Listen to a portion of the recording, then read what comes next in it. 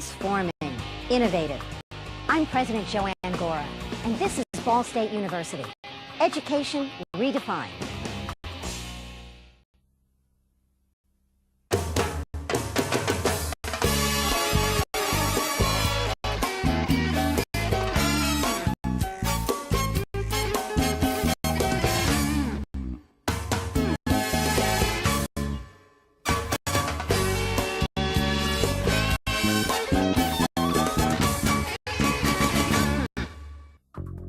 This is the place that took me to 50 cities in 23 countries. It helped me to solve a real design challenge back in my hometown. This is the place that believes in immersive learning, making the world my classroom. My classroom is one of the world's best college newspapers. This is the place for learning 24/7. We're more than a newspaper. We're TV, radio, and internet news. This is the place. Ball State University, education redefined.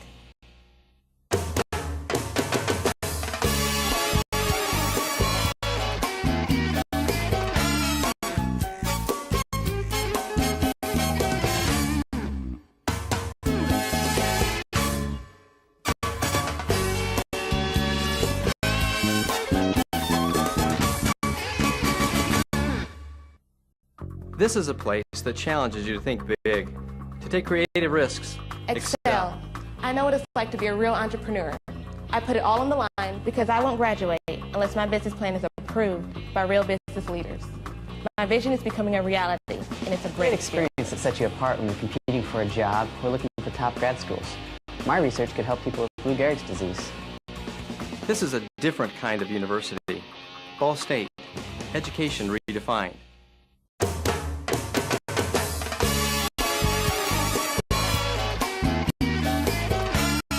Coming up next in this year's electronic field trip series, we've got a whale of a story. Follow the 13,000-mile annual migration of gray whales from Alaska to Mexico and back. That's next. Then, in April, we hope for a windy day as the Smithsonian Kite Festival takes flight over the National Mall in Washington, D.C. Join us this season for amazing adventures with the electronic field trips.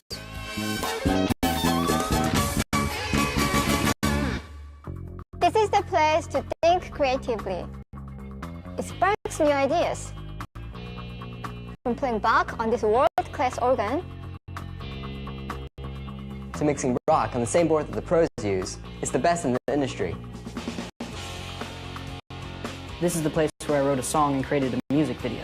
My work was showcased in LA for some directors, and now I have my own manager. This is the place.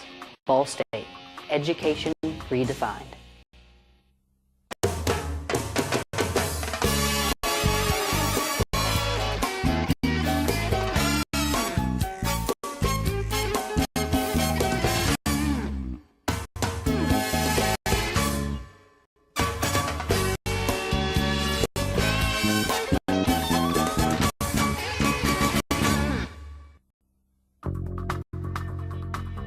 This is the place. This is Ball State University. Our vibrant campus is beautiful. Creative, collaborative, immersive, transforming, innovative. I'm President Joanne Gora, and this is Ball State University. Education redefined.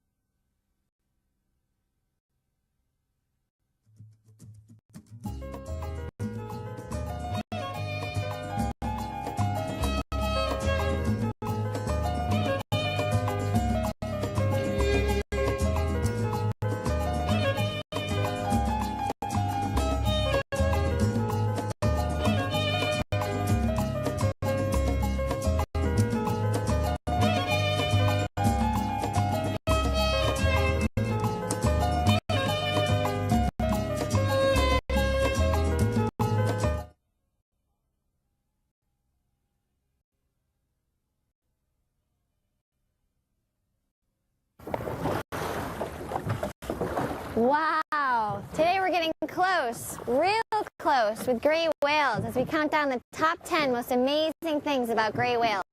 So let's get started with today's electronic field trip.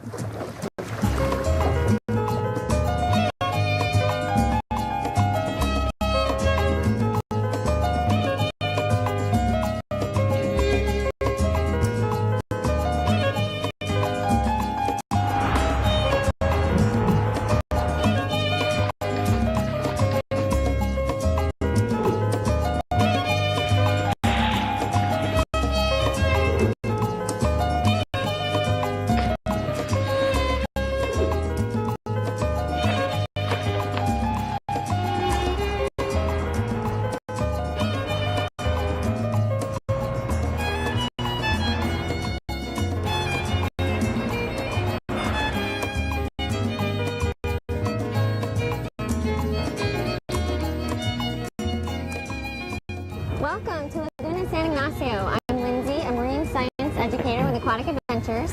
And I'm Angel, a senior at Hoover High School. And I'm Tina, a biologist with the National Marine Fisheries Service in Long Beach, California.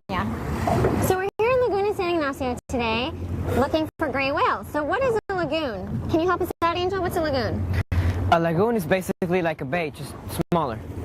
That's right, and it's an important place for female gray whales to bring and give birth and nurse their calves.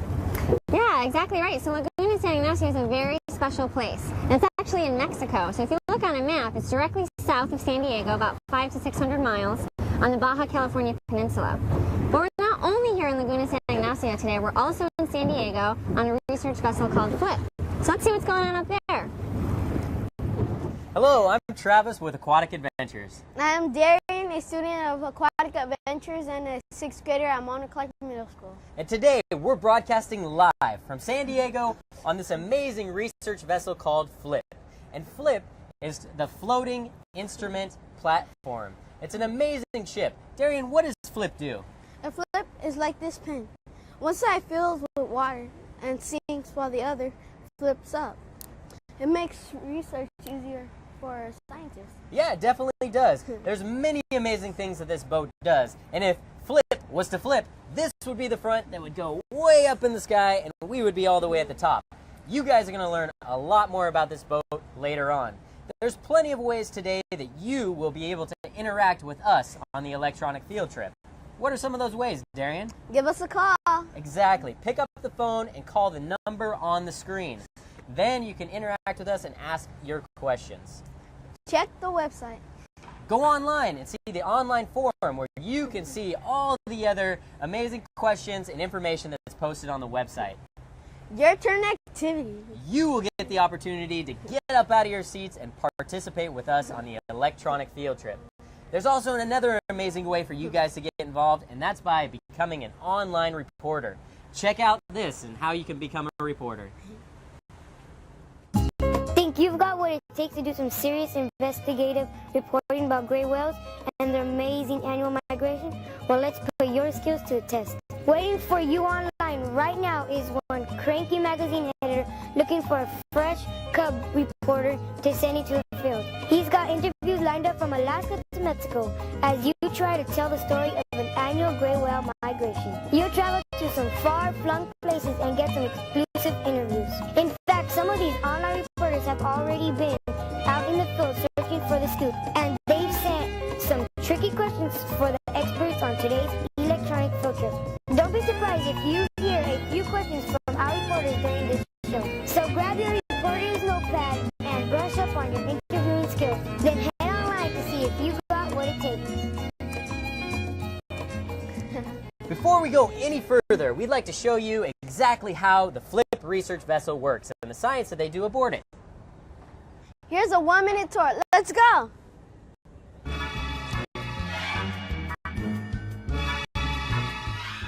I'm Tom from Scripps. And I'm Jasmine. And I'm Darian. And we're going to give you a minute tour of the Flip. This is the bow of the Flip. And that is the crow's nest where researchers watch marine mammals. This is the flipping station. And this is where the air comes out, we vent the tanks, and the flip go 90 degrees. When the boat flips, everything inside flips too. Now we're in the galley, which is also called the kitchen. And then everything here, the kitchen flipping too. In the bathroom, we have 2 sinks, one for each position. We are on the engine room. This is where we generate the electricity for the ship, and everything flips. Thanks for joining us on 1 minute tour. Hey, don't forget about us. There is a lot of great research taking place down here in Mexico too. In fact, this beautiful lagoon is worthy of its own 1 minute tour. Back to the beginning, please.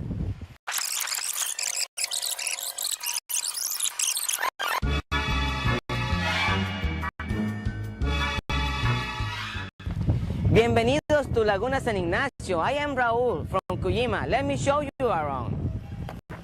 We are looking at the great wild marine environment, but Laguna San Ignacio is much more than that.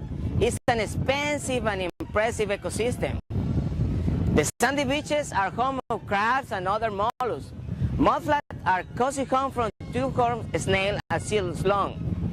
The mangroves marsh habitat is lush with the salt-tolerant mangroves along with birds, fish, and more. And finally, the marine area is home to our favorite gray whales, but also to sea turtles, bottlenose, dolphin, and a lot of fish. In note that the Laguna San Ignacio ecosystem includes nearly 1 million acres. This lagoon is the only pristine habitat for the gray whales, which give it great importance. In '93, the lagoon became a World Heritage Site, giving the area greater protection from environment threats. Also, in 1998, the Vizcaíno Biosphere Reserve was created, giving more protection to them. Hundreds of people visit Laguna San Ignacio during the gray whale mating and calving season. These visitors are taken into the lagoon in boats called panga to see the whales, and often have the chance to actually touch those friendly animals. Okay, we are running out of time. There is a lot more to see at Laguna San Ignacio. You will have to come visit and explore more on your own. So now that we've all introduced ourselves, let's move on to the top 10 most amazing things about gray whales. Yeah, and to help us with our countdown is Alex Alvarez, one of the most hilarious people I know. Take it away, Alex.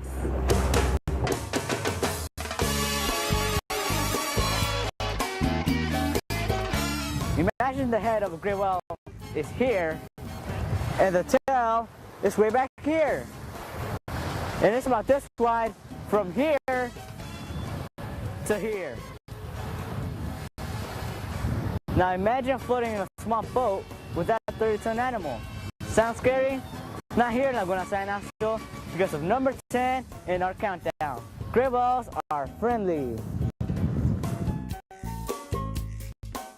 That's absolutely correct, Alex. Gray whales are friendly. And hopefully we'll get to see and show you how friendly they are here at this lagoon. Yeah, that would be awesome. Actually, Angel, the whales come here to do a few different things. They come here to mate, they come here to give birth, and the mothers are here to nurse their young. So these newborn babies, they have to gain as much nutrients as many pounds as they can so that they can travel safely back to their feeding grounds in Alaska.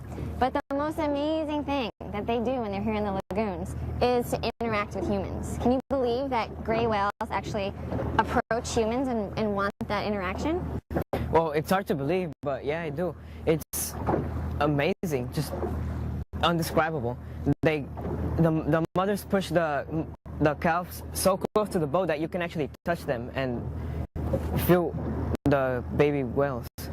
Yeah, it's amazing. So what Angel's referring to is the mothers will actually push their newborn babies, so they may be weeks old, pushing them towards the boat, kind of teaching them how to be friendly and how to interact with humans. And I can't think of any other animal on the planet that will kind of display their baby to a potential predator, which humans are, right? So they're exhibiting extreme amounts of trust and, just friendliness to push their babies up there, and they want to interact with humans. So the way that we do this is we come out in these small boats that we're in called pangas in Mexico, and you come out into the lagoon and you kind of sit around and you look for whales around you, and you can tell them by their blows. Have you seen any blows today? Oh, I lost count already. Wow, so there's a lot of whales out here. So hopefully we'll be able to get up close and personal with some of these whales, some moms and babies, and we're going to go back to Alex right now, but we'll hopefully come back with some mothers and baby whales.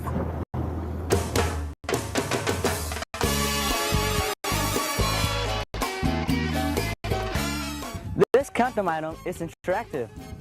Step 1. Extend one finger of your hand. Step 2. Hook the finger into the ribs of someone sitting next to you. So now you know the size of a human rib. We'll take a look at this. This is a gray whale's rib. It's as big as me. So countdown number 9 is gray whales are huge.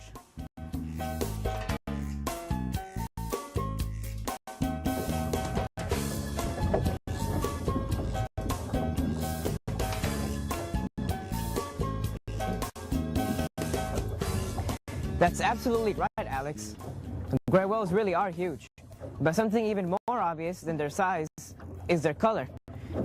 As you probably just saw, gray whales are also gray. So today we're going to be talking a little bit about some of the physical and biological traits of gray whales. For example, we know that gray whales are baleen whales. You know what that means, Angel? Yes, I do.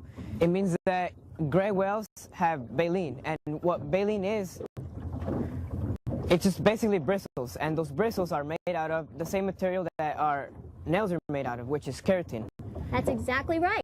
They're flexible, unlike bone, and their purpose is to filter out the food when the whales are eating. And one unique thing about gray whales is they tend to eat, are bottom feeders, and so they eat their favorite food, which are amphipods, on soft bottom habitat. And the way they do that is they dive to the bottom of the ocean, and they take a big scoop of mud with their large mouths, and they filter out all of the mud and water with their tongues and retain all of their favorite food, crabs and marine worms. And they have to put on a lot of weight up in Alaska. Do you know about how much they eat per day? Yeah, on average, they eat about 2,000 pounds per day. That's right. Now, are you left-handed or right-handed, Angel? I am a right-handed. Well, most gray whales are right-sided feeders, which means when they go down, they tend to roll to the right. And that means on the right side of their face, it's usually quite smooth. Since they eat so much on their right side, they've worn away most of the barnacles on their right side. What's another characteristic of baleen whales, Angel? Another characteristic about baleen whales is that they have 2 blowholes instead of 1, as compared to toothed whales. Right. And as we've mentioned, they are large animals. The adults grow to about 50 feet long and weigh about 80,000 pounds. Babies, when they're born, are about 15 feet long. That's almost as big as a sponge. That's right. One other unique characteristic about gray whales is they don't have a dorsal fin. Instead, they have a dorsal hump with knuckles that follow all the way down to its fluke. So now we're going to kick it off back to Alex.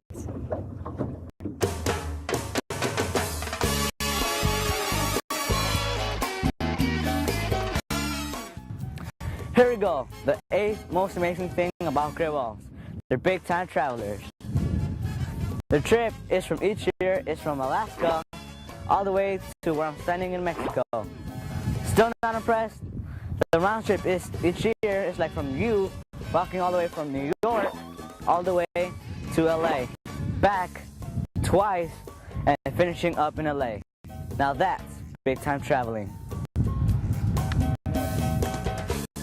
That's right, Alex. They are big-time travelers. Let's talk a little bit more about this great migration that the gray whales take. They actually start their migration up in the cold waters up in Alaska. So why are they hanging out in those cold waters, Darian?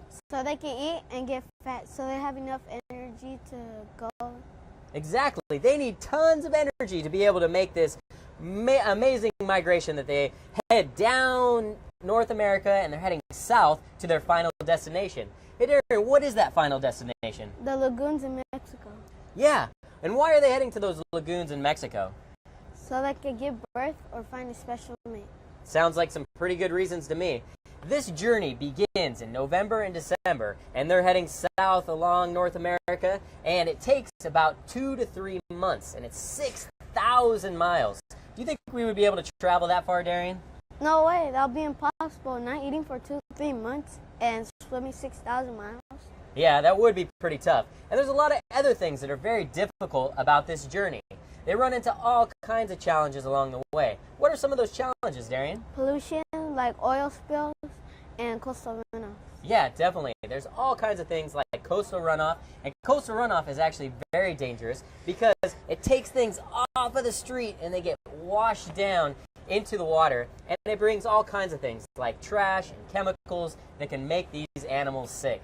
And along their journey, they're also trying to stay very close to shore in shallow waters. Why are they staying in those shallow waters, Darian? So they could keep safe from predators. Exactly, like what? Like sharks and killer whales. Yeah? Because if they get hungry, they will want the food. So their prey is the young juvenile whale. Okay, so they're eating the youngest, the juveniles. So that would mean if you were a gray whale and I was a gray whale, you'd probably be the one that they'd be looking for. There's all kinds of dangers like that out there. And there's other things that they have to watch out for, like some obstacles, which include oil platforms and maybe boats. Why would boats be a problem, Darian? Because of the propellers. It will cut the whale or kill him. Oh, wow. That could be dangerous, right? So all kinds of things that they're watching out for along this migration that makes it super challenging. But remember, they're heading down to those lagoons in Mexico. And how about we go down to Mexico to hear how this gray whale migration ends?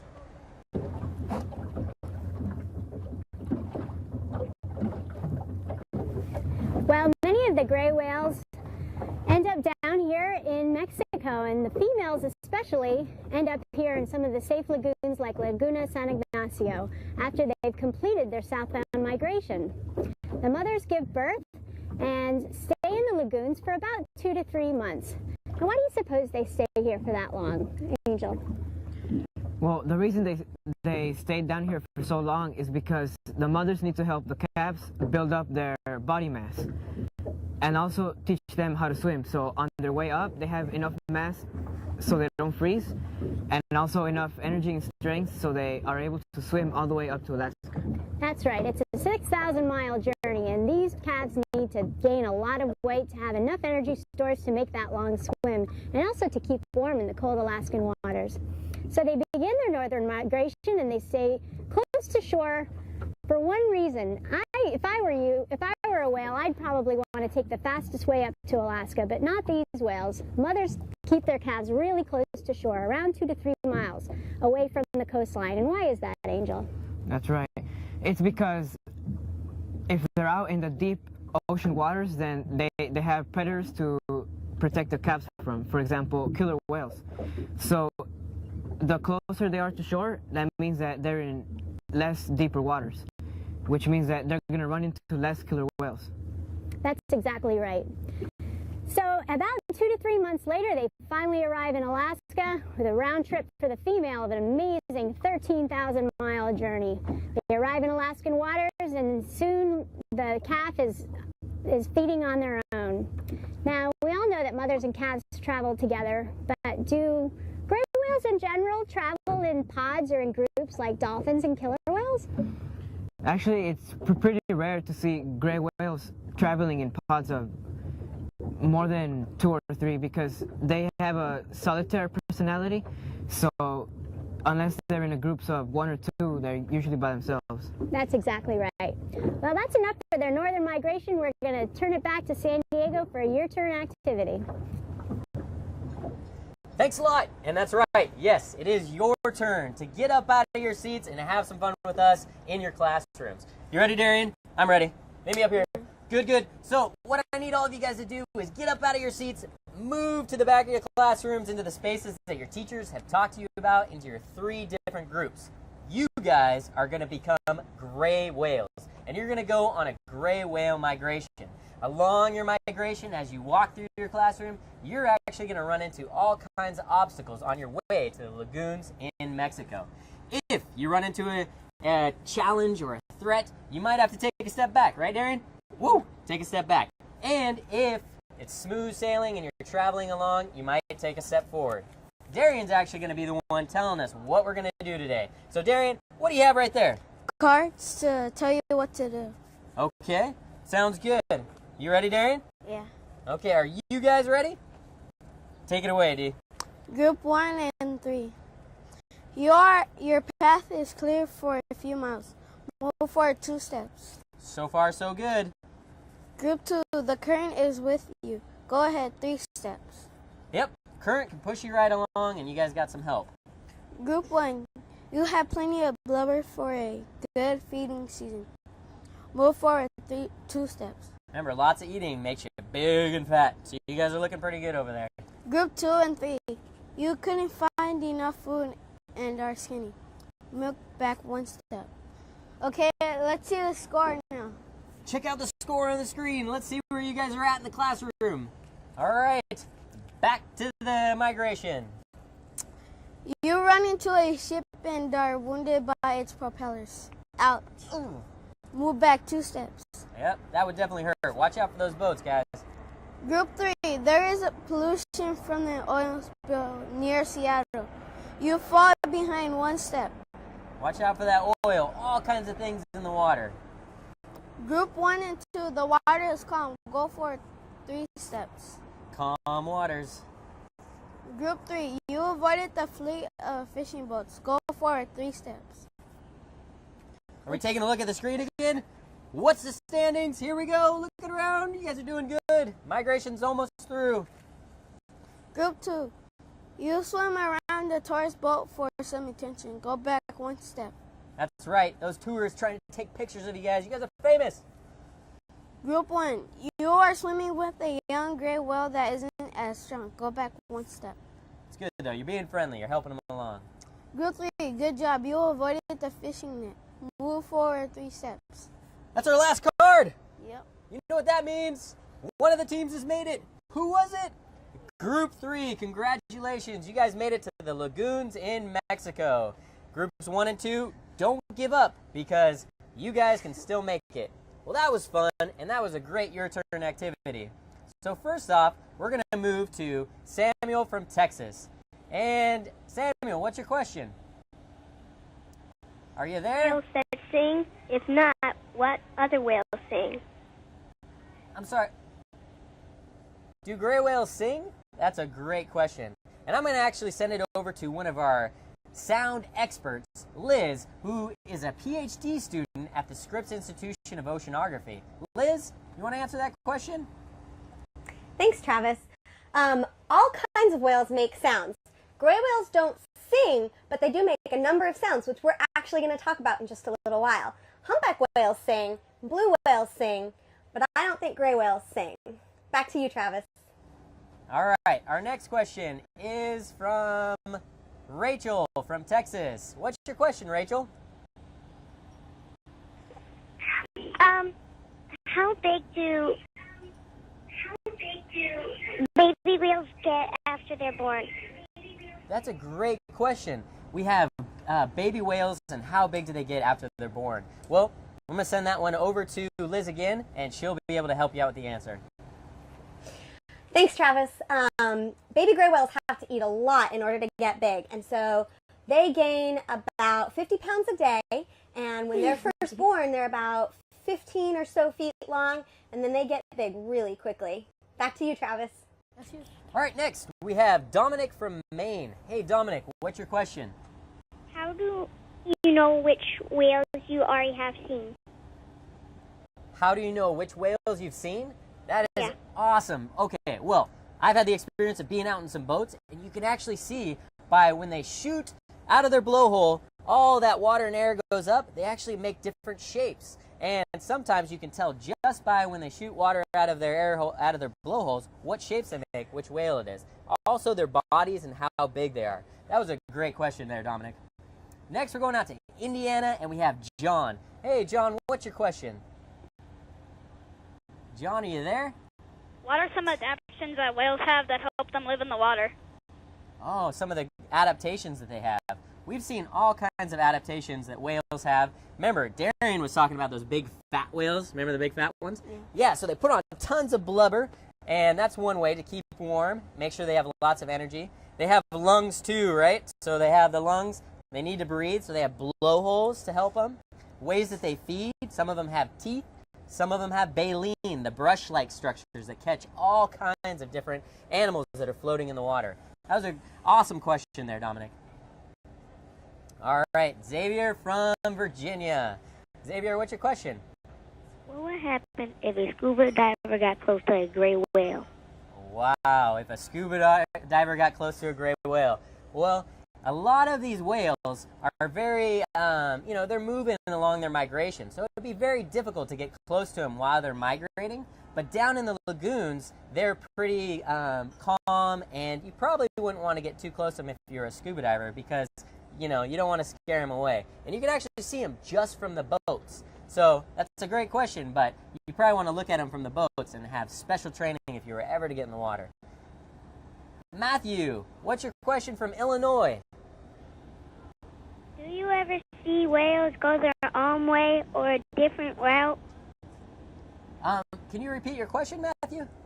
Do you ever see whales go their own way or a different route?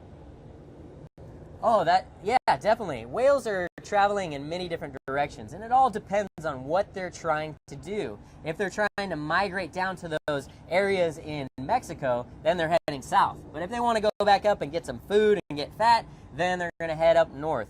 So, and different whale species travel in different areas. Some stay close to a certain area for a long period of time. So it all depends on the whale species and what they're trying to do. And guess what I have right here? I have a web reporter question from Monica. Monica asks, from Indiana, how big do gray whales grow per year? And we're going to throw that one down to Mexico. Gray whale calves have to put on a lot of weight per day to gain weight to go on their northern migration. So they need to drink a lot of milk. And mother's milk is very rich, approximately 50% fat content. So they gain about 50 pounds per day. Back to you in San Diego. All right. Well, that's it for this portion of the question and answers. We're going to go back to Alex and to that countdown.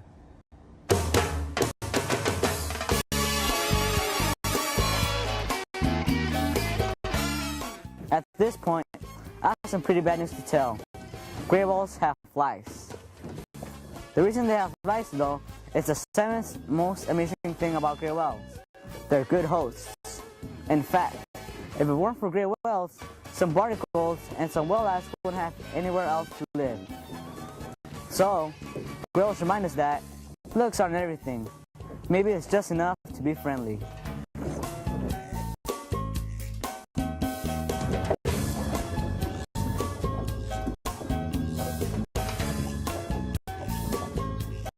So, I'm not sure if you were able to see, but if you did, on this gray whale there were white spots. And that's actually why gray whales are such a good host, because those white spots that you might have seen are barnacles. Yeah, so gray whales actually host two different animals, and the first one are the barnacles that we just saw. So you can look at these adult whales and see white patches all over their skin, and those are actually clusters of barnacles. And do you know what kind of animal a barnacle is? Yeah, a barnacle is part of the crustacean family. Yeah, it's a crustacean, exactly right. But they kind of are much different than other crustaceans because they are sessile, which means they have to live in one place for their whole life. So how do they attach to the gray whale? Well, when they attach to the gray whales, they use their heads, but they actually cement themselves to the skin of the gray whale. Yeah, so if your head is cemented to the surface, how do you eat? Very good question. And the way these barnacles eat are actually by using their feet. Yeah, so barnacles are filter feeders, so they have their head cemented to the skin and they have their feet kind of dangling out in the water. And as the whale passes through the water, the barnacles are grabbing these microscopic organisms, what we call plankton, in the water column. And then they pull that food in towards their mouth to eat. So that's pretty cool, huh?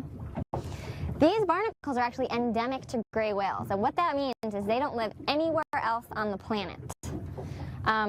They only live on the gray whale. So what do you think would happen to these barnacles if gray whales happen to populations decline? Well, if the population of gray whales would decline, then so would the population of the barnacles. Yeah, exactly. But barnacles are not the only animals that live on gray whales. There's also lice. Can you believe that gray whales have lice? No, I can't. Yeah, it's pretty amazing. And do you know what kind of what animal lice is? Is it a crustacean? It is. It's also a crustacean. So the way that these lice thrive on the whale is they live around the barnacle. So if you look at the white patches on the gray whales, you can see the white barnacles and then the peachy, orangey lice around them. So the lice are actually attaching to the skin of the gray whale, and they're eating the skin around the barnacles that slough off, because the barnacles, when they attach, are irritating the skin a little bit. So some of the skin is sloughing off, and the lice are able to eat that skin and thrive on the whale. So do you think that it hurts the gray whale to have barnacles? I would think it did. Yeah, some people might think that it does, but it actually does not, because it irritates their skin a little bit, but it doesn't harm them. It doesn't make them sick or anything. So the gray whales are living happy, and the barnacles in lice have a place to live. So it actually works out just fine. So that's all for barnacles. Back to you, Alex.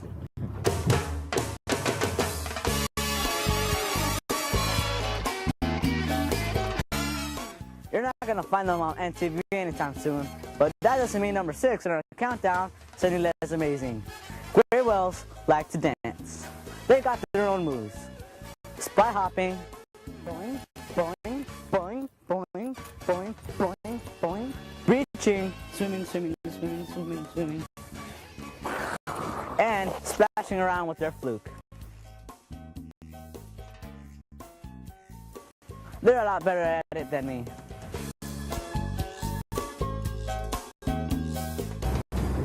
Well, Alex, it's not really dancing, but they do exhibit a lot of interesting behaviors out here. Yeah, that's right. So one of the behaviors that's really common out here in Laguna is spy hopping. And spy hopping is when they kind of just stick their heads out of the water and look around. Do you have any idea, Angel, why they might do this kind of strange behavior? I'm not really sure, but my first guess would be that they're curious. Yeah, and that's exactly what scientists think, is that they just kind of want to see what's going on around above the surface of the water. So they stick their head out and they kind of look around, and then they go back underwater, and they do this a couple different times. And it's just like humans who we want to check out and see what's going on underneath the water, so we put on a snorkel and mask and we look underneath the water and are curious about that world. Another behavior that we do is back rolling. Do you know why they would do back rolling? Yeah, back rolling is something that they do while they're taking a breath. Yeah, exactly. So they have to come to the surface to breathe because they're mammals. So they take a breath and then they kind of roll their back, and that's what we see above the water, which is why we call it a behavior. And then they go back down under the water. And then they might come up again and breathe, and then we see another back roll, and then they go back down. And then when they go to do a deep dive, we see something else on their body. What do we see? We see the tail, or also called the fluke of the whale. Yeah, so that's how we know when these animals are going to make a deeper dive, because they really arch their back. We see a lot more of their back, and then we even see their tail flip out of the water and go all the way down. So that's really cool to see. Another behavior you see is flipper slapping. So can you explain what that looks like, Angel?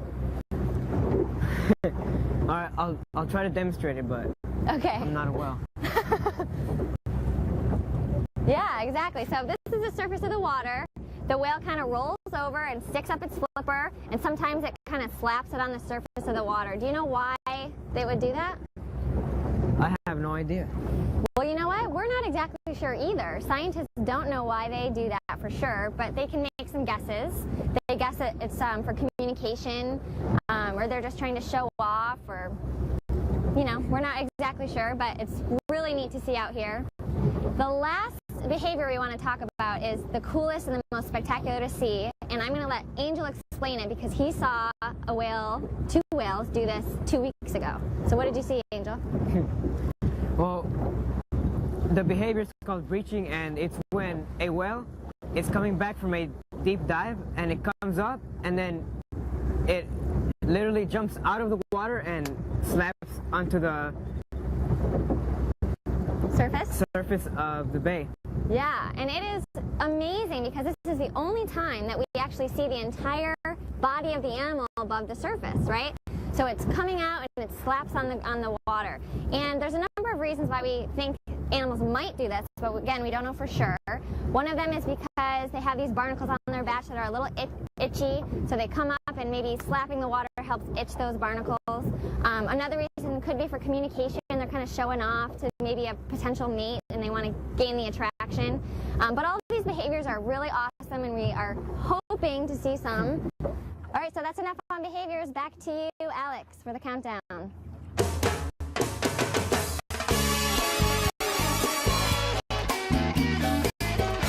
We're halfway through on our countdown. We're at number 5. Hello? We're at number 5, but you're interrupting. Sure, go ahead. What he said.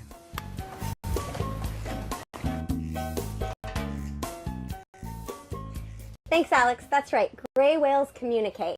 Hi, I'm Liz. I'm a researcher at Scripps Institution of Oceanography in San Diego, and I study whale acoustics. And I'm Jasmine, aquatic adventure student in 6th grade at Arnold Clark Middle School. So, Jasmine, what is acoustics? Acoustic is the study of sound underwater. So what's whale acoustics? Whale acoustics is the study of whales underwater. That's right. So whales make sound similar to how humans do. They take air in through their blowhole, and then they keep it in these little air sacs, and they move it around in a very tight space, and that produces sound underwater, just like we produce sound in our voice box. So here we are on Flip, and we're talking about acoustics. How do we use Flip? Why is it important? We use Flip because Flip, it does not run on a motor, so it should be quite quiet, and so they have to tow it wherever they go. That's right. It's quiet, so we can get a lot of acoustic information. What else? They can also hang hydrophones, and hydrophones are underwater microphones. That's right. Using underwater microphones, we can both see the animals and hear them at the same time, so we can learn a lot. In fact, we've got some calls today that were recorded by another researcher at Scripps down in Laguna San Ignacio. These calls are low frequency, which means they're right at the threshold or below what humans can hear. But we've slowed them down today so we can all hear them. What's our first call we're going to listen to? Our first call is the zipper. Why is it called a zipper? Because it sounds like a zipper. All right, let's play it.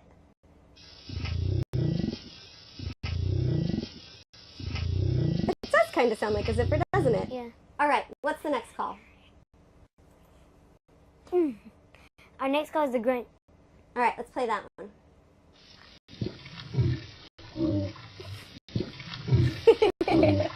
That one's pretty goofy. All right, what's the last call? The congas. Congas? Aren't those drums? Yep. So they sound like drums? Yeah. All right, let's hear that. They do. They sound like drums. What's the other thing we're hearing? Those are shrimp. That's right.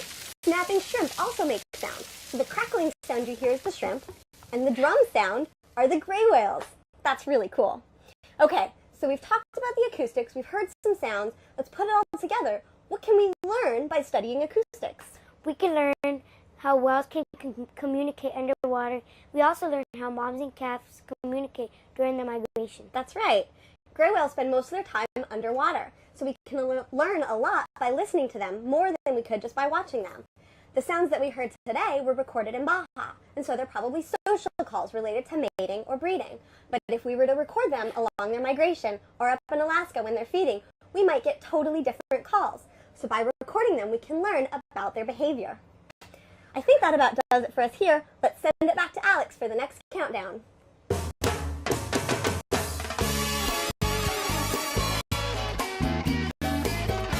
Time to get serious for number 4. Gray whales are well protected. A company wanted to come here and build an industrial plant, but look at this place. Imagine a smokestack over there, or a freighter ship over there, or a factory over there. Yuck! That would have been bad news for gray whales in this pristine environment. But luckily, that didn't happen. Gray whales are well protected. Thank you, Alex. My name is Raul Lopez from Cuyima in San Ignacio Lagoon. I'm Edgar from Hoover High School in San Diego. You say the whales are protected here. In San Ignacio Lagoon, the whalers used to come to hunt the whales, but now, thanks to we are into El Vizcaíno Biosphere Reserve, they are protected, and this is a nice and healthy and safe place for them. So, who would want to destroy this very beautiful place? Well, years ago, one company was trying to build a salt works company here to produce salt. Why would someone want to produce salt? I mean, isn't it that just for food? Well, they use the salt. If you use it in as industrial, you can produce plastic and chlorine. It's very necessary, the salt. So how would this affect the ecosystem? Well, if you see this huge area, this ecosystem, if they make pools in this place, they will affect the natural action of the mother nature. For example, right now, all this area collect the organic matter in the surface, and then during the dry season and with the rainy time, all the fresh water wash all the organic matter from the surface into the water, fertilizing the ocean. That is an explosion of life that is very nice and very important for the ocean. So you're saying that if the company were to come and do the mine salt, then there won't be enough food for the ecosystem? Yeah, because if they build the pools over here, and what will happen is they affect the natural currents of the movement of the water, and they will not have the fertilization again, and then lack of food, no more fish in the area. So what did the community do? Well, the community, we work together. We wrote letters. We asked the government to help us, and also we asked researchers to help us with the information, because once they have the knowledge, in order to prove it is good or not for this ecosystem, that kind of project. And fortunately, in 1999, the President Cedillo canceled the project because they found out that it wasn't good. So he won, but what do you think we could all learn from this? Well, we can learn that the communities have to be together, fight for their rights, work with the researchers that are the ones that have the information, the data that can help the people. So you see, it's thanks to these people that the whales are here to stay. So, and we can still be able to see the whales today. So, back to San Diego for Q&A with you, Travis. It looks like we have a lot of questions. We sure do, and first off, we're going out to Caitlin in Pennsylvania. Caitlin, what's your question? Do mother whales feed their young? All right, do mother whales feed their young? Well, they are going down to those lagoons in San Ignacio, and as soon as they give birth, that's the first thing they want to do, is get them up to get some air and also feed them to make them nice and big so they can make that journey back. So yes, they are mammals and they do feed their young. Next, we have Amelia from Massachusetts. Amelia, what's your question? Do gray whales have a special swimming pattern? Wow, do they have a special swimming pattern? I'm going to send that one over to Liz. Liz, you ready for that? Thanks, Travis. I'm not sure what you mean by a special swimming pattern. Gray whales, as they migrate, they usually surface every 2 to 5 minutes to breathe, and then their long dives, as you heard probably already, they can be down about a half an hour. But usually they just kind of stay near the surface, breathe, go under, and make their way. Back to you, Travis. Next, we're going to Kylie out in Indiana. Hey, Kylie, what's your question? How do whales sleep if they have to breathe regularly?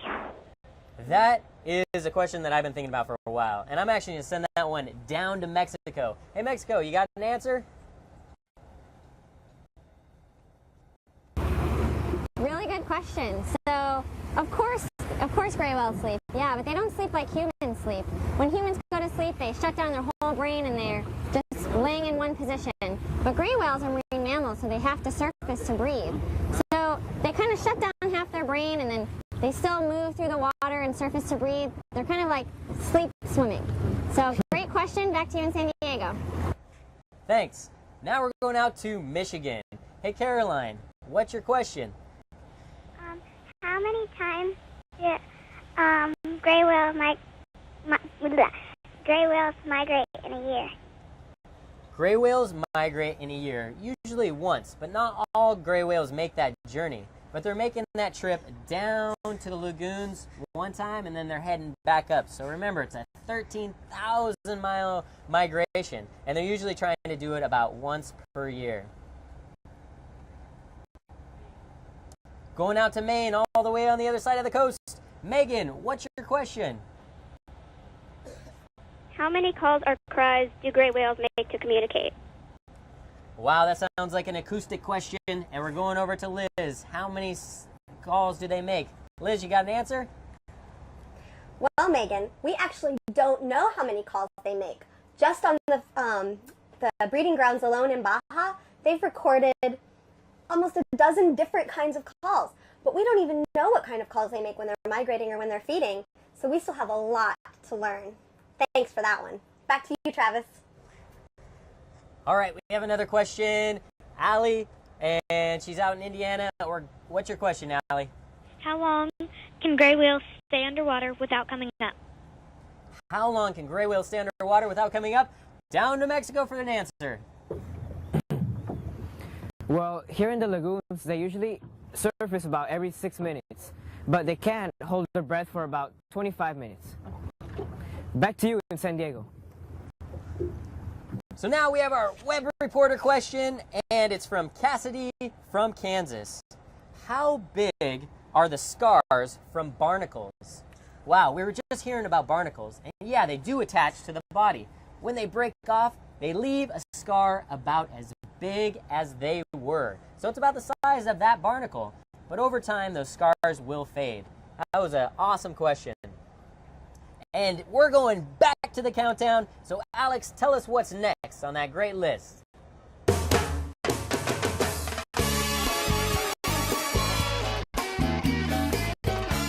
Yeah. We'll do lunch. Headline: Tom Cruise vacations in Paris. Headline: Paris Hilton has lunch with Lindsay Lohan. Headline: Gray whales arrive in Laguna San Ignacio. You're probably thinking one of those didn't quite fit there. Well, don't be so sure, because number 3 on our countdown is gray whales are local celebrities.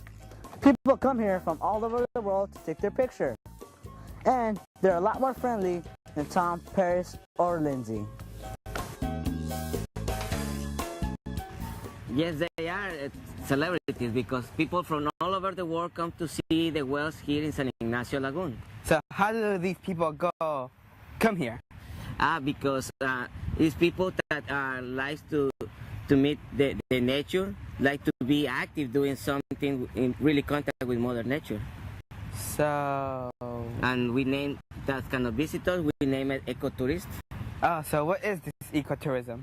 Well, ecotourism means jobs and opportunity for the local people, means exchange of knowledge and information between visitors and the local community, and also the most important part means conservation, means doing something together with Mother Nature. So how does the community benefit from this ecotourism? Well, in this lagoon, one of the activities is the fishing, the most important part. But during the whale season, all the boat drivers, the fishermen, they switch their panga, the fishing panga, like this. They put them fancy and they use for whale watching. And also the area we built campaments like this. As you can see, there are cabins, there are solar systems, there are wind generators, places where we can show the visitor how you can live in an area without doing impact. That they get that kind of knowledge, trying to interact with Mother Nature, don't doing pollution and don't waste energy. Mm-hmm. Another hand, that also the local people, like housewife, daughter, fisherman daughters, and the son, everybody get involved in this in the ecotourism, because everyone do something like cooking, cleaning, trying to give the visitors feel comfortable in places like this, and also like today, when during the breakfast that you ate flour tortillas, they were handmade for they were delicious, weren't they? Fisherman's wife. And also we look for something to remind the visitors that they are in a special place. That's why the fisherman housewife and their daughters, they make this nice puppet to show to remind them that they visit a very spiritual place where the whales come to give birth, and the community is involved with them, interacting together, protecting a place. So how does all of this protect the whales? Well, as soon you know, you can love. What you know, you can love it. That's why we interact with the whales. We learn about the ecosystem. We learn how important it is to preserve, and that's why we love this place. And then when the visitor learn with us about this, and then together we are protecting an area. That's why together the ecotourism and the local community are preserving the ecosystem all over the world. So it's thanks to this ecotourism that the whales and the community are able to look into a brighter future. And thanks to them, I got this little gray whale toy.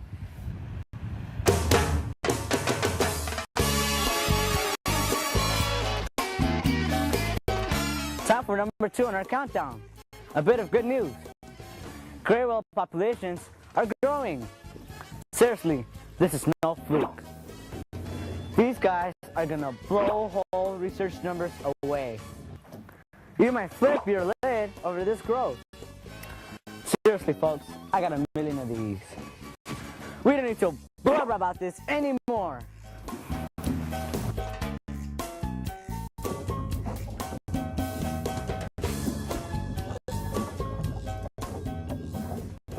Well, there are gray whales all over the place around here. You can tell that gray whales are a pretty healthy population right now, but that wasn't always the case. At one time, there were actually 3 populations of gray whales. There's actually gray whales in the Atlantic Ocean, but they've since gone extinct due to overhunting a long time ago.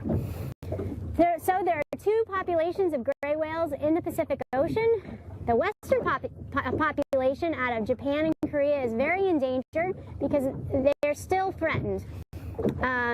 So this population here off the eastern Pacific was very endangered at one time. And why do you suppose that was back in the 1800s? What was going on in the 1800s?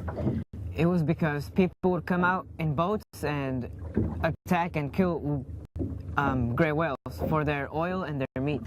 That's correct. In fact, they were killing a lot of whales. It's called whaling. And many of the whales were in danger of going extinct.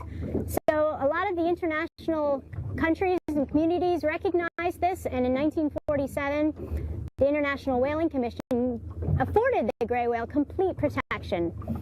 The U.S. has put even more strict protections on it in 1973 and put the gray whale list on the endangered species list. And these protections worked so well that in 20 years we were able to take the gray whale off the endangered species list and delist them. But lucky, they're still protected under the Marine Mammal Protection Act. What other marine mammals are protected under the Marine Mammal Protection Act, Angel? Other marine mammals would include, for example, dolphins, sea lions, seals. That's right, any marine mammal. Every marine mammal is protected under our Marine Mammal Protection Act. And it basically prohibits humans from taking a marine mammal, which includes harassing them. So basically with these gray whales in the lagoon, we keep a safe distance and try not to disturb their behavior and allow any significant behavioral changes. So gray whales still need to be protected though, and they still have threats. Can you name some of the threats that gray whales still face? Some of the threats, for example, are oil spills, which pollute the habitat the gray whales live in. Another thing is pollution, for example, plastics that go into the bay. And another one would be... We've got ship strikes, and they also get caught in fishing line and fishing nets and pots and traps. So they still are needed for we still need to protect them out there, especially on their migration patterns as they go up and down the coast. So that's about it for the protection and management of gray whales. Now we're going to go to San Diego to review the countdown and find out what's number 1. Thanks, Tina. And Angel, all right, now we're going to recap the top 10 most amazing things about gray whales.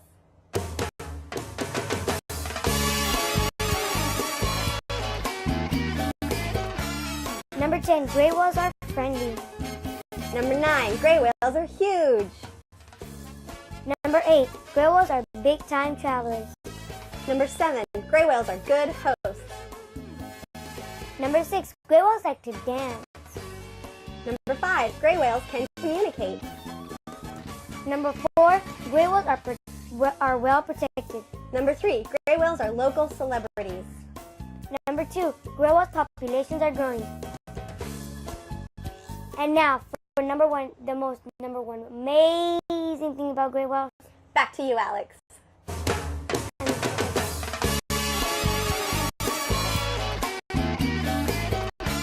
We have reached the number 1 most amazing thing about gray whales. They aren't gray. They're green. Well, maybe not the color green. They want you to be green. They want you to reduce, reuse, recycle. No matter where you live or where you go to school, how old you are, or what grade you're in, you can make a difference in a gray whale's natural habitat. That's right, Alex. Gray whales want you to reduce, reuse, and recycle. So, Jasmine, how are the kids that are in the middle of the country connected to the ocean? Well, there's a watershed, and watershed is an area of land that the whole water from that community gathers up, and that water eventually leads to the ocean. That's right. All storm drains and rivers eventually lead to the ocean. So anything that gets polluted, no matter where in the country, it's all going to end up in the ocean and with the gray whales. So what can the kids at home do to reduce, reuse, and recycle? How about reduce? Well, they can reduce water, and one way to reduce water is turning off the sinks when you're not using it, when you're brushing your teeth. That's a really good suggestion. What else can they do? Energy. You can turn off the lights when you're not in the room or just leaving. Okay. What about reuse? What can kids do to reuse? They can reuse canvas bags. And canvas bags are these. When you go to the grocery store, Vons, Food Flex, anywhere, you can just put all your food in here. That's right. And if you bring them with you, you don't have to get new bags. All right, last one, recycle. What can the kids do to recycle? Well, they can recycle in a blue bin called the recycling bin. They can recycle paper, bottles, and cans. That's right. And if you don't have recycling at home, go check out your local communities to find out where you can take your recycling. All right, we're almost out of time. Let's go back to Mexico one last time. So we've had a great time here at Laguna San Ignacio looking at all these beautiful and amazing whales. Yeah, from all of us here in Laguna San Ignacio, including the gray whales, we'd like to really thank all of our partners down here in Mexico that have helped make this trip fantastic. And I'd really like to thank Tina for joining us. Oh, my pleasure. It's a lot of fun. Yeah, so we'd like to say goodbye on behalf of everyone and back up to you and Travis and Darian up in San Diego. That's right, that's about it. But before we send it off, we would like to tell you guys a little about what's coming up and some other opportunities. Today, we're announcing 2 new exciting opportunities for classrooms all across the country. First, in March, Ball State University launches a new series called My Visit. Nationally recognized authors interact with students during a live broadcast, accompanied by a series of web-based videos and teacher lesson plans. Visit www.bsu.edu/myvisit for more information. Then, in April, join us for a special electronic field trip broadcast from Everglades National Park in Florida. Check out our website in the coming weeks for more information. This spring, keep your classroom energized with 2 more amazing programs brought to you by partners of the Electronic Field Trip series. This was awesome, and there's so many people that we would like to thank. So first off, we're going to thank our sponsors and Ball State University, Best Buy Children's Foundation, Scripps Institution of Oceanography, Aquatic Adventures. Well, that was an amazing time, and I guess that's a wrap, huh, Darian? Yeah. Goodbye. Take care. Thank you.